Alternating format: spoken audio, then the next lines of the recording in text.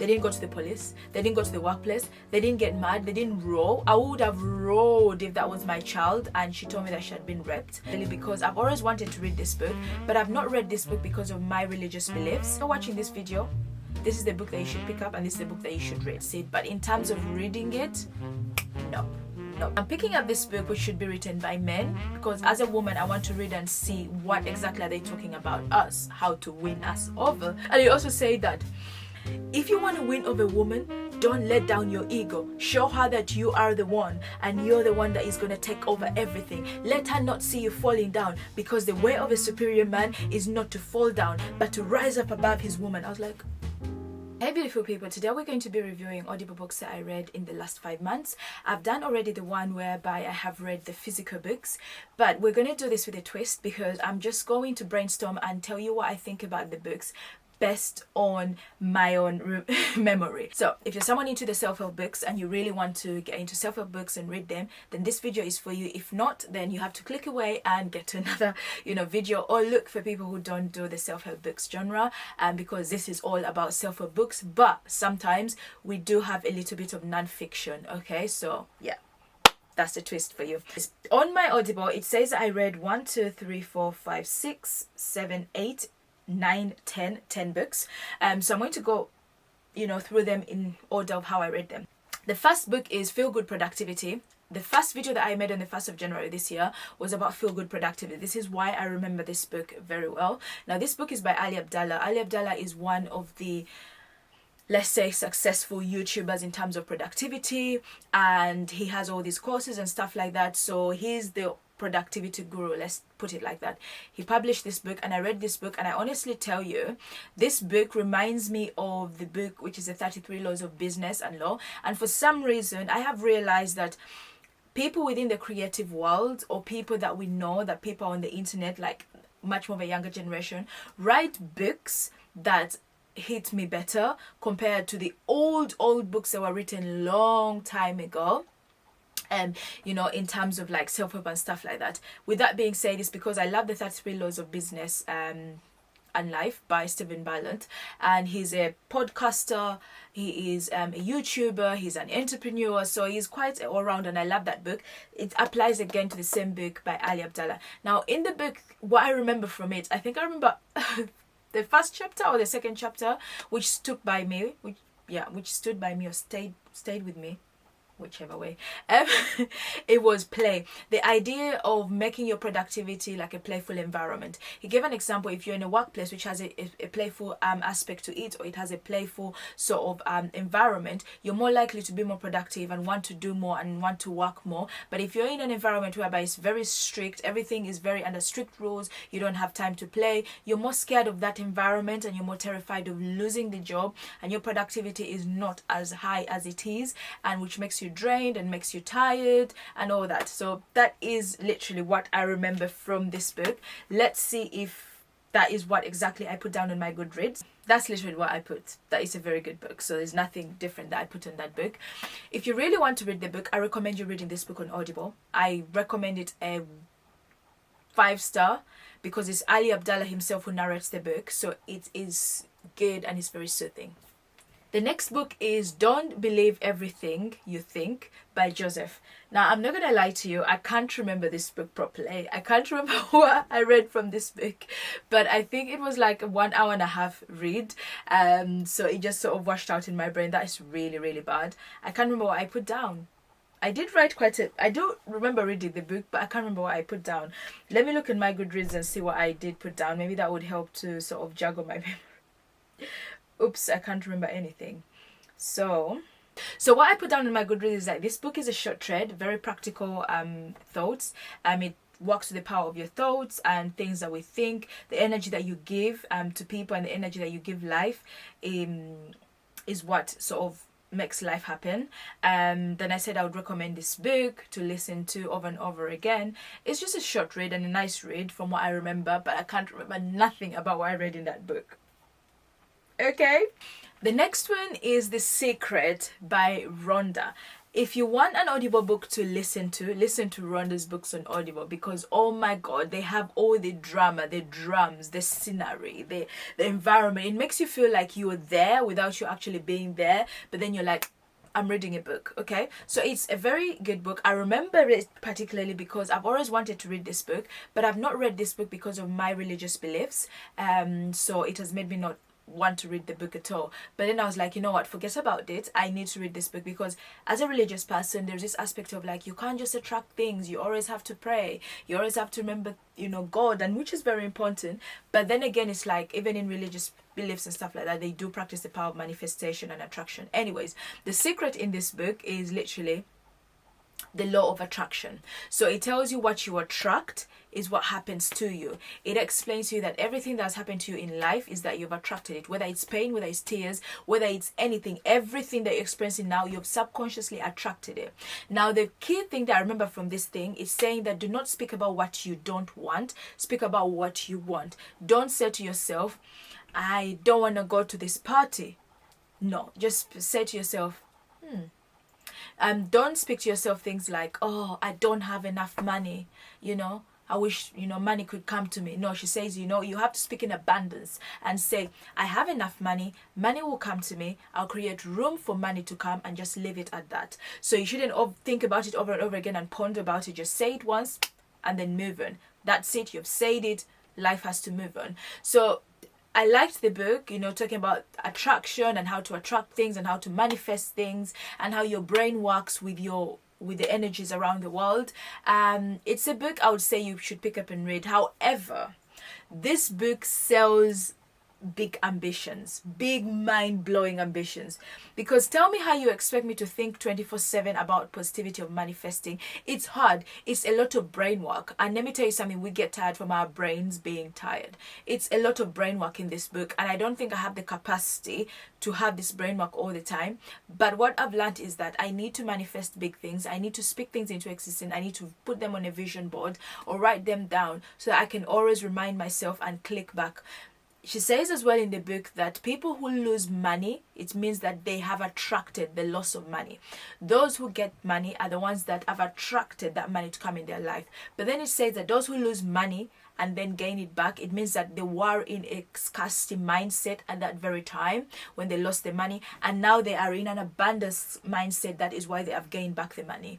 So it's a very nice read. It's very long, but it's just soothing and amazing to read, and I cannot believe that I've explained that book to you out of the top of my head without reading anything or any script. That shows that my memory is working quite well, and this book had an impact on me. Okay, so the next book on my Audible is Restful Sleep by Deepak Chopra. I remember this book because I was doing research about sleep and books to read when it comes to sleep. Now this particular book, I remember it because it did have a different type of knowledge or aspect in it, which talked about your body type determines your sleep pattern, how you can sleep. You know, it talks about the Vita, I can't remember the other ones that I did explain, but it tells you that your different body type can determine how you get enough sleep, or if you're receptive to getting insomnia. I would recommend you to read it because it makes you understand what it is. I think I was a Vita kind of person that shouldn't be eating chocolate at all, in a way, but yeah, it's a really good book, and it tells you so much about your mind and your body, how they so determine your sleep pattern. It says your mind and your body, if they are not in sync, you're probably lacking sleep and you're probably tired all the time and very moody. So I remember it because I did research on that. So yeah, I give myself a good star on that. The next one here is Quantum Healing by, I think, Deepak Chopra as well. We shall double check that. Yeah, it's by Deepak Chopra, and Deepak Chopra is one of the most famous self-help book, you know, writers. I remember this particular book because there's a concept that I got from this book, and it is sort of like your skin renews itself every 6 months. Yeah, your liver, no. So the concept that I got from it was like your skin renews itself every month. That's every 4 weeks. Your liver renews itself every 6 months. Your skull repairs itself. So the concept of this is literally telling you that your body has the capability of healing itself and changing itself. You just have to feed it with the right signals to do that for you. In the book, he says himself that your body itself, like your whole entire body, heals you, helps you, but you have to help it to do that for you. Okay, so you have to give it enough sleep and give it the right nutrients, and give it the right balance for it to help you heal, because that's the function of your body, that's the function of your liver, your kidney, and all those other kind of things. When they stop functioning, it means that you're out of balance, and you need to double check and do all those kind of things. So I remember the other day I was saying to my mom, was like, oh, I bought these sunscreens, or I bought these creams, and they're not working on me. And I was like, Mom, your skin renews itself every 6 weeks, so don't worry. You have to use them for at least 3 months to get the results out of it. I was like, quantum healing book.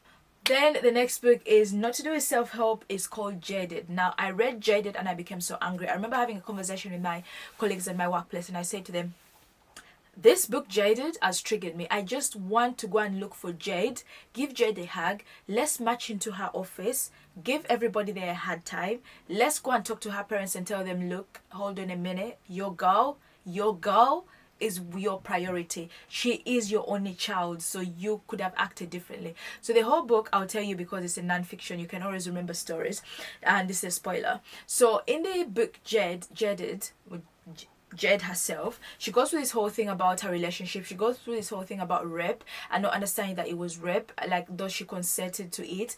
And then she goes through this whole thing of who to tell, how to say it, and she starts telling people bit by bit, and people start reacting slowly to that as well. She also goes through a relationship breakup. She goes through a loss of a job. This is a spoiler. She goes through a dynamic between her parents and all that. So she's going through this whole limbo in the whole entire book. But the injustice that was done to her in this was the job. Her workplace did her injustice, and I'm just like, really? Her family just did her a bit of a disgrace, because they could have fought, they could have gone to the police, they could have gone to the workplace, but because they are immigrants and they want to put their heads down, they don't want to cause any trouble, they just said, you know what, let's just live it. The best we can do is to support you and be there for you. That's it. Literally, that's it.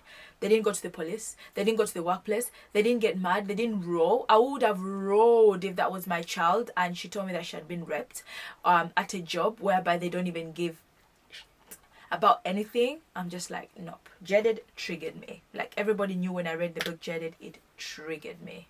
So the next one is Be Useful by Arnold Schwarzenegger. Now, I don't have a particular thing that I picked up from this book, but I'll tell you about this Be Useful book. Now, this particular book, Be Useful, Arnold Schwarzenegger has read a lot of self-help books, because there's nothing in here that I said, wow.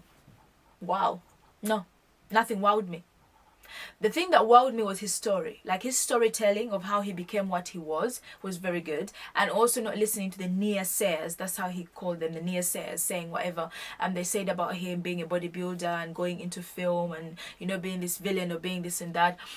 That is a very good story. I think if he writes, maybe he has one, a biography, that would be really great. But in terms of self-help, no. It's very written like someone who reads a lot of self-help books, like me and you. Okay, that's literally it, because I remember it. I read it that, I forgot, Quantum Healing and Restful Sleep. I read it, those books are 4-star, and Be Useful 3-star by Arnold Schwarzenegger. So the next one that I've got here is How to Win and Influence People. Now, if you're watching this video, this is the book that you should pick up, and this is the book that you should read. I remember this because I just recently finished reading this book. How to Win and Influence People is so important. I remember this book because it has helped me. That's what I wanted to say. So it tells you that the other person is important. You have to treat the other person with the matter of importance at everything. Treat them like they're the gold and they're everything in this world. That is how you win businesses. That's how you win people. That's how you get things done, because it says that the way that in which that we influence people and the way in which that we win people is just based on the conversations that we have and making sure the other person is more important. It doesn't mean that you're less important, but you have an end goal. So that's how you're winning that person over to come to your side, through those kind of conversations that you do. And I also forgot that I read the book Difficult Conversations, and that Difficult Conversations and How to Influence People, How to Win and Influence People, they do match together. They are very good books to read together that would help you with just your emotional intelligence and how to win friends over and how to have conversations. And these conversations don't only apply to friends and family, they apply when it comes to businesses, contracts, and having conversations with people that you find in restaurants, people that you find in hotels, people that you find as cleaners, like conversation with everybody from the lowest to the highest. I love this book. So the second to last is 12-week year. Now, I read this book. I've had a video about this book. What I remember from this book is that you have to create periodic plans and periodic goals, not annual goals, because periodization is what helps you acquire all your goals. That we fail at our goals every single year based on the fact that we kind of set yearly goals and we think one way or another something will happen, we'll achieve these goals and stuff like that, and then it happens that you don't get those goals, you don't literally achieve those goals. So literally what it says to you is to break down everything that you want to do in life into, you know, a 12-week sort of periodic thing. And this is something that a lot of businesses do. They have these quarterly sort of things. They have Q1, Q2, Q3 and Q4, and that's where they kind of check their goals and review everything and stuff like that. So it says that you should also create your Qs and check up on yourself, be accountable, make sure that you're setting the right goals, be smart about the goals, be specific, measurable, attainable, realistic and time bound. Do all those kind of things which will literally help you to achieve your goals. I am personally on the journey to do that, and so we getting there. Hopefully very soon I'll tell you my progress and what I think and if I've been able to accomplish some of these things. Okay, 3.5 to 4 star. You would think I'd rate it a 5 star. It's because it's too much. It's got a lot of information. It's very repetitive over and over and over and over again, and I'm just like, no.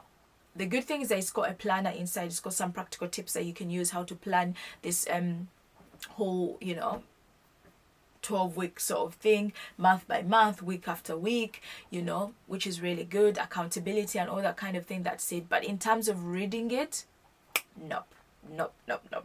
I dozed off, I woke up, I carried on reading this book, so I'm telling you. So the next book is The Power, and this particular book itself is just beautiful.